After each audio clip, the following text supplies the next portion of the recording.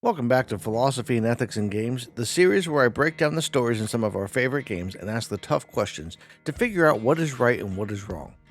I'm Josh Bearheart Hawk, and today we're returning to Season 4 of Telltale Games The Walking Dead, covering Episode 2. In case you missed any of the previous episodes, I've linked a playlist in the description below. As I continue to break down the series, I'll add new videos to the playlist so you can find them all in one place. Episode 2 of Season 4 of Telltale Games The Walking Dead is titled Suffer the Children, and we pick up just a few hours after the end of Episode 1, with Clementine and AJ hanging out in their room. Clem somehow managed to fall asleep after everything that happened, and as she wakes, AJ offers her a cup of coffee. We get some insight into the immediate fallout of the situation with AJ and Marlon, with a few flashbacks mixed with a discussion about whether AJ is a murderer. And it's important here to really focus on a couple of points. For one thing, AJ is, by definition, a murderer, and he needs to understand that fact. He shot a person that was no longer a threat, and that is not okay. As we've discussed in previous episodes, there needs to be lines, and we need to call out when those lines are crossed. But there needs to be some context added to the situation, because AJ isn't some adult who did something with malicious intent. He's a boy, no older than about 8, who has spent his whole life in a world occupied by zombies and people who want to hurt him. The only real role model he's had for most of his life is Clem, who hasn't exactly had the best upbringing herself given all that's happened. He was wrong for shooting Marlon, but he did it because he thought that it was the right thing to do in the circumstance. He was trying to protect Clementine and the rest of the group in the best way possible. At this point, the best thing to do is to explain to him why his actions were wrong and use the example as a teachable moment. But even that is difficult, because he thinks he's a bad person and that Marlon was a monster. And that's the problem with simplifying morality down to black and white, good and evil. People aren't good or bad. Actions have positive or negative consequences based on a desired outcome. When we start labeling people, we break them down and only see them based on the most extreme things they've done. We lose our humanity, and we risk alienating people who don't deserve it. AJ thinks he's bad because he's young, and he hasn't had a lot of experience with other people. And once someone has made up their mind about how others see them, when they believe the world thinks they are bad, they wind up in a self-fulfilling prophecy of sorts, because why should they try to be good when that's just not who they are? Might as well prove everyone right. But we don't want that for AJ. And I like that they gave us the ability to teach AJ that, and discuss the topic with a little more nuance than Telltale usually allows. They even bring up what happened with Lee, though they get it wrong by saying Lee was handcuffed when he absolutely was not in this particular playthrough. And they allow us to make the distinction between murder and a mercy killing. Overall, the scene is a really powerful example of the potential this game has when it's at its best. After a while, Tin comes in and lets Clem and AJ know they are welcome to attend the funeral for Marlon and Brody. And the scene at the funeral is frustrating, but also understandable. The group is divided about what AJ did to Marlon, despite knowing what Marlon had done to Tin's sisters and Brody. And some of the anger they show boils down to shock. In a matter of about 12 hours, they've learned the person they trusted as a leader had betrayed them, even murdering one of them and lying about it, before watching him surrender and come clean only to be shot by one of the newest members of the community. The emotions that they would be feeling would range from shock to horror to grief and bewilderment. And in how young they all are, it's a miracle the community didn't collapse with all the weight coming down on them. One of the kids, Mitch, says he wants Clem and AJ kicked out, and I can't even really blame him. We've seen a similar situation, except on the other side of things, when Lee had to decide what to do with Lily in Season 1. But Mitch is smart about it, and suggests a vote be taken on whether they should be allowed to stay or not. Now, Clem could argue against the vote, But we have to ask why that would be a good idea. If most of the group is angry with her and AJ, not wanting them around and being afraid of AJ, why should either of them want to stay? The tension would be unbearable at times, and trusting anyone would be impossible. Let's say either of them were on watch or patrol with another member and something happened, with Clem, AJ, or someone else being injured or killed. There would be questions about intent, wondering if the survivor did everything they could to save the other. It's not like they've been in the community more than a few days either. They just arrived after spending an unknown amount of time on the road, and it wouldn't really be too tough for them just to go back to wandering. Yeah, it would suck to not have walls, a roof, steady food, and comfy beds, but those aren't things they're used to anyway. And the vote goes about how you'd expect, with the group choosing to kick Clem and AJ out. Violet and Lewis escort them to the edge of the safe zone, and after a short goodbye, the two are once again on their own. But that only lasts a short while, as a gunshot rings out, driving them to hide behind some trees. And it turns out the shot came from none other than Abel, the man from the train station. And I'm just going to take a second to point out the absurdity of this situation. The only reason he is alive is thanks to plot armor. He was pulled out of the window, just like Doug from Season 1, into the hungry arms of several zombies. There's no way on Earth that he fought his way out of that with only a bite on one of his arms, an arm that is now missing. It's these little details that really frustrate me with this series, and with the writers. Don't tell me that my choices matter, but then kill off characters I saved, and bring back those I shoved into a herd of zombies. Clem gets the upper hand on him until someone puts a gun to the back of her head. The pair of raiders wind up taking her down before AJ tries to help, getting himself taken down as well, and before long we find out that the person helping Abel is someone we assumed dead as well, Lily. To be honest, it wouldn't really matter who it was at this point, because of how they're treating Clem and AJ. These are kids, with AJ being especially young, and they are hitting them and stepping on them and just treating them like general trash, and that is not acceptable. But, being that it is Lily, the smart thing to do is to play into whatever advantage that can give us. And it does help some as she reaches a hand out to help Clementine up before the two exchange some memories, and Lily pushes Clem to help them convince the kids from the school to go with them. But you don't really get the choice of going along with Lily, as Clem spots Lewis and Violet sneaking up, having returned when they heard the gunfire and shouting, and the only options you have are to tell them to run or tell Violet to shoot.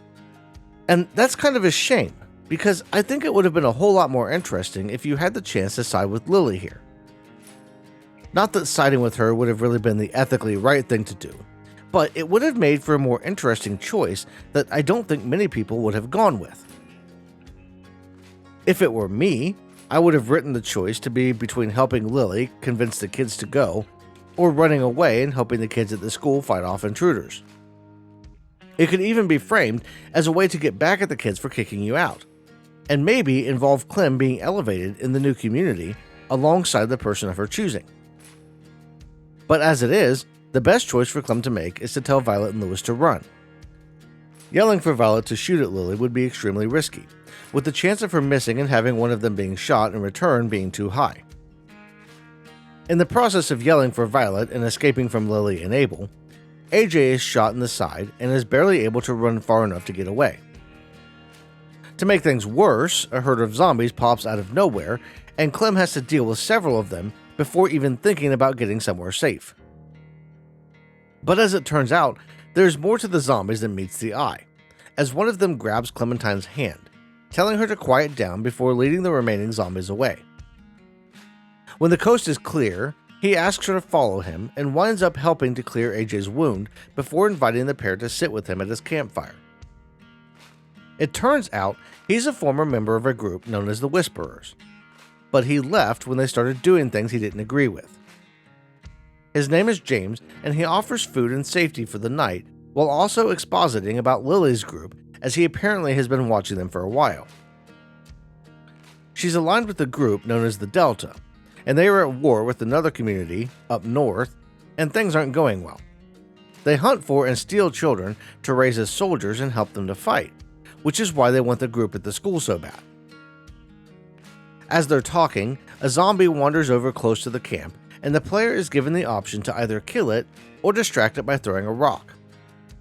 James sees the zombies as equal to living people in a way, and doesn't want to see them killed if it isn't necessary, and he is the one asking you to distract it. In this instance, distracting it is easily the right thing to do. For one thing, killing it would just antagonize James in a way that he doesn't deserve, having been the one to save Clem and AJ with the zombie herd. For another, it really isn't posing an immediate threat outside of just existing nearby, and throwing a rock to lead it away from you means that you don't have to risk being bitten or scratched by taking it down. That's one thing that always bothered me in the series, and in the Walking Dead world in general. Sometimes you have to take the zombies out to get somewhere or save someone, but there are so many times that just creating noise in an area to distract them would work even better. Why waste energy and ammo, not to mention risking injury or death, if you don't have to? Work smarter, not harder. The next morning, James escorts Clem and AJ back to the school, where Lewis and the others agree to help with AJ's wound. To be honest, there's a lot that happens once Clem returns, but there are only a couple of things to really focus on. Clem and the group agree to work together to stand against the threat of the raiders, with Clem working with Ruby and Mitch to clear the greenhouse and secure things for the defense of the school.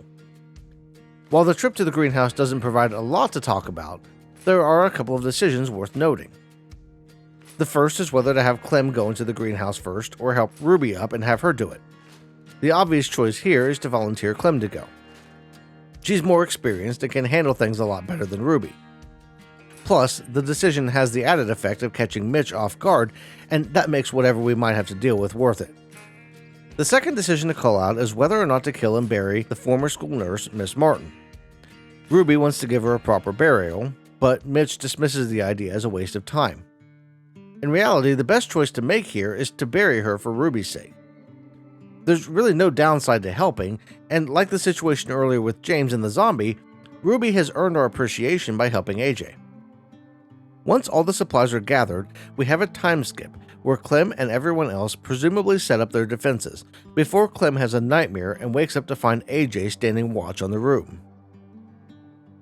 From the conversation, we can surmise the pair have each been dealing with some unspoken trauma, with Clem dealing with some unknown situation at the ranch she recovered AJ from, and AJ dealing with PTSD from being shot by Abel.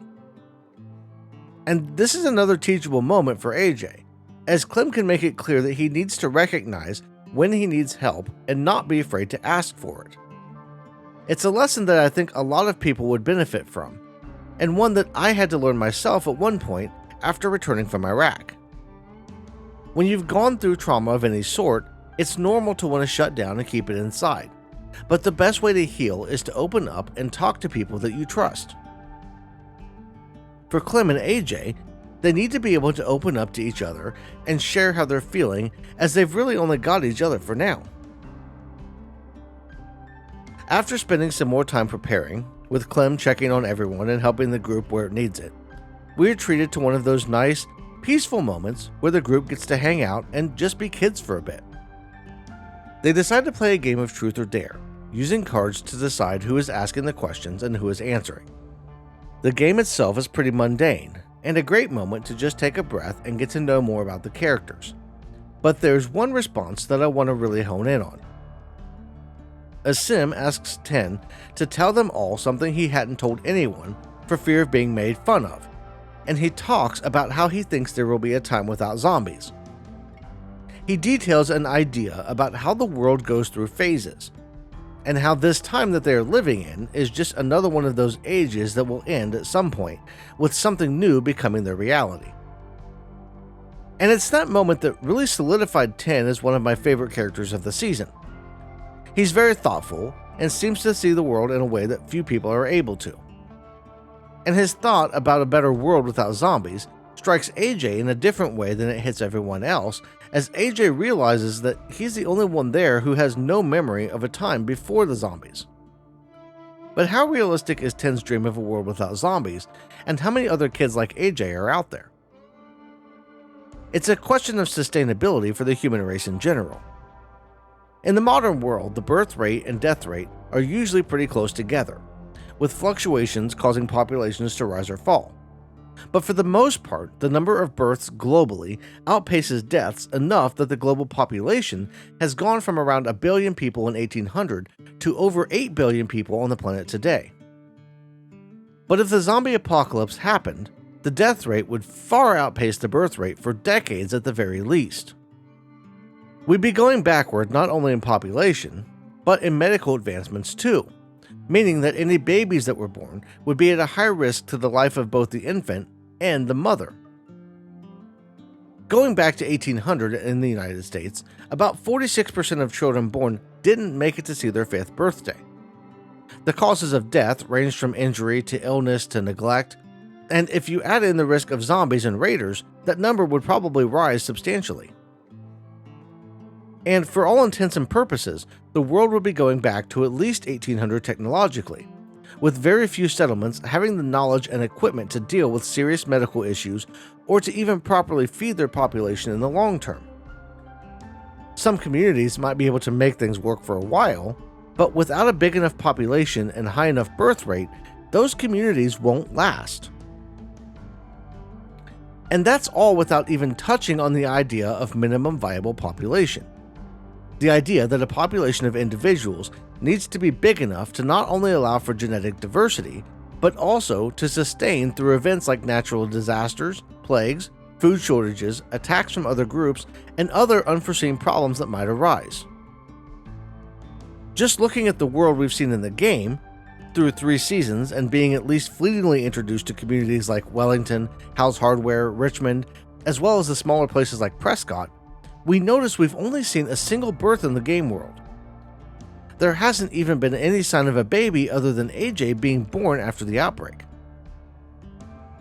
Expanding to the wider universe of The Walking Dead, we see a few more, but it's nowhere near enough to sustain a population. And that ultimately makes Ten's dream of a zombie-free world, at least one with humans still living in it, doomed to be nothing more than a dream in the long run. If people are dying faster than they're being born, it's only a matter of time before the last human takes their last breath. After the game ends, Clementine and Violet go up to check on the walls, looking over everything from an old clock tower and spending some time getting to know each other before Clem has to take her shift on guard duty. And it's during this shift that the raiders finally decide to attack.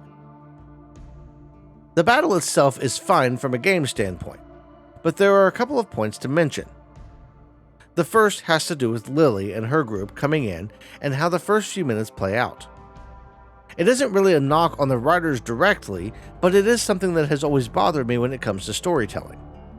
Clementine rises up with her bow and tells Lily that she's going to shoot her if she moves, and Abel replies, "You won't get the chance!" Now, I get why it plays out this way, because if they shot Clem at that moment, the game would end. But this isn't realistic in any way.